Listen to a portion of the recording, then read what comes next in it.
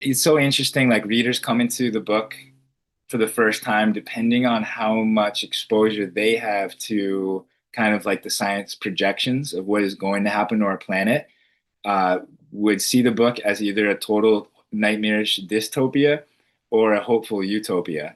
And I called it, like, in my mind, a best worst case scenario, because like if it doesn't take long to read. All the projections are not great for the planet. A lot of like the warming is baked in. So even if we today hit zero emissions, there's that cook time. Like you cook a potato, it takes a long time to cool down. So there's going to be some really bad things that are going to happen. But there's also, I did a lot of research into the worst case scenarios, which are like complete. It would be hard for our species to live on this planet. And there's all these different online tools where you can kind of adjust emissions and solar generation to see where that temperature curve is going to go. And so I kind of went in the middle of the road, made some estimations based on that, and then built the world from there. So baking in, there's going to be probably a good deal of sea level rise. It's like cities like New York, or New York City, where a lot of the novel is set. It's going to be very, very challenging for the city to remain as it is right now. And then it was really like from there, I don't know, it was so, I feel like working on a big project, like the universe just kind of sends me a little assistance, a little help here and there. And so one of the things, I was like just trying to imagine, yeah, like you're saying, how would this world look? And then I was at my brother's apartment in New York, and he went to school for urban planning. And I was just kind of, I don't know, like mindlessly going through, as we were talking, like at his desk, just going through stuff. And I found a newsletter from his urban planning school. And on the back was a review of a book called Dystopia Utopia 2100. And it was the series of like architectural renderings of what cities might look like in 100 years, given different projections. And so this was exactly what I needed.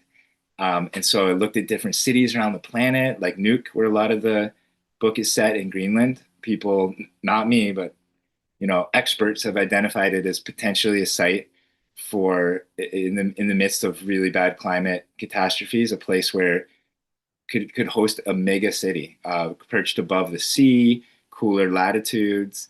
And so the book was that book was really helpful in that sense.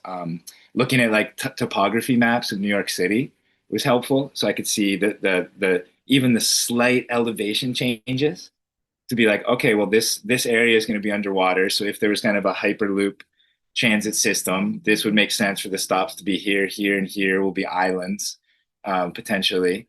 And I got really into that research, and I think it kind of like numbed me to what some of the effects that are coming. So again, some people coming to this for the first time are like, "This is horrifying," and I think now, for better or worse, I'm like, I know a little bit of what's in store.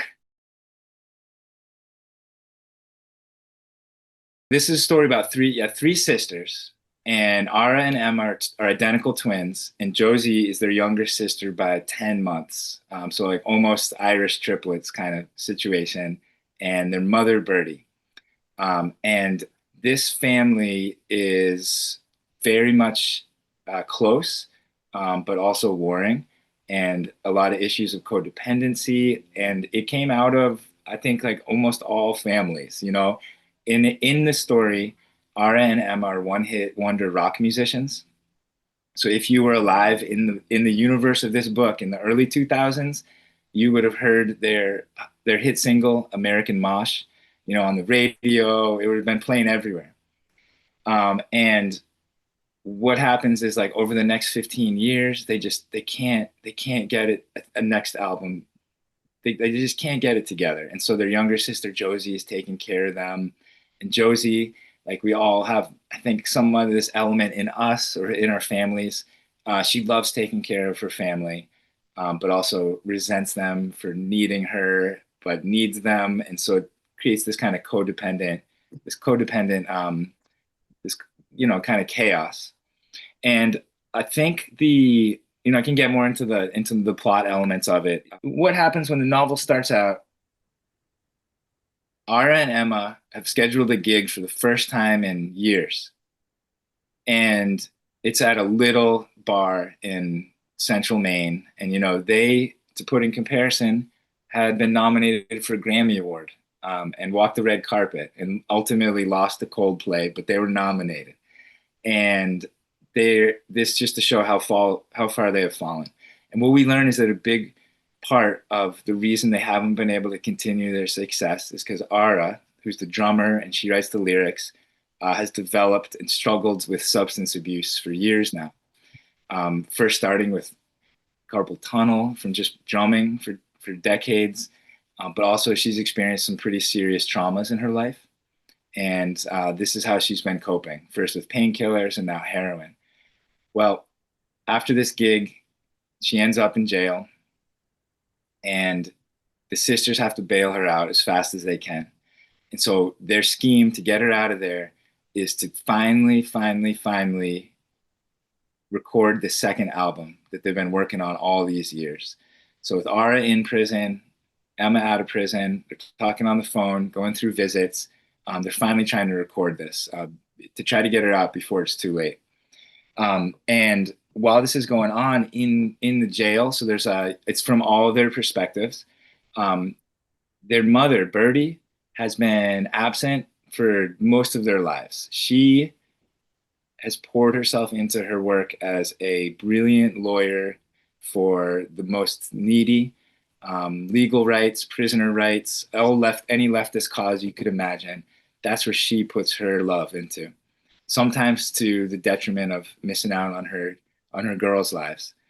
And so at this moment when they could use a lawyer the most, their mom has just decided that she needs to be on this humanitarian mission to break the Israeli siege of Gaza, as part of a fictionalized version of the Freedom Flotilla, that's still going on. And I started this book 10 years ago, when I first thought about it and started writing the early pages. And just as a side, 10 years ago, the Gaza Strip was still under siege by Israel, and now, like, both tragically and incredibly, like, the novel is timely in a way that is pretty depressing, based on what's going on now. But that's where their mom is headed, across the ocean. So we get chapters from Birdie on this ship, Ara in the prison, Emma, who's been separated from her twin sister for the first time, other than rehab, like they've been together their whole lives. And then Josie, who's trying to run around and take care of everybody at the same time. It's really fun to think about, like, with so many different characters, like how to make the voices distinct. And so Emma, I'll say a lot of the book is in the third person, except for Ara. So in Ara's chapters, she's in jail and she's writing a prison journal. So it's all in first person. So that was fun to be able to switch back and forth. But for a lot of the characters, kind of think about what drives them, and that would then influence how they think about the world and the choices of what they would say, both for interiority, their vocab, but also talking to other people. So for Emma, she's a musician. She loves music. So when she, for instance, is feeling down, she might compare that to, like, a G minor chord. Or if she's hearing something happy, and she's thinking in the major scales. Josie, which I haven't really got into yet, but Josie is, she's an evolutionary biologist. She studies ants and insects. Everything she thinks of, the way she thinks of the world, is through genetics and dopamine and serotonin. And so, that helped me kind of sharpen her voice in a unique way. And then Ara is what really defines her, even though she's been a successful musician, what has consumed her is her addiction. And that is going to be driving how she thinks about the world. A substance that both gives her relief from, like, the pain and traumas of life, but also so much shame and pain and regret. And so just that was just a useful thing as a writer, thinking about, like, how to make these characters sound distinct from one another.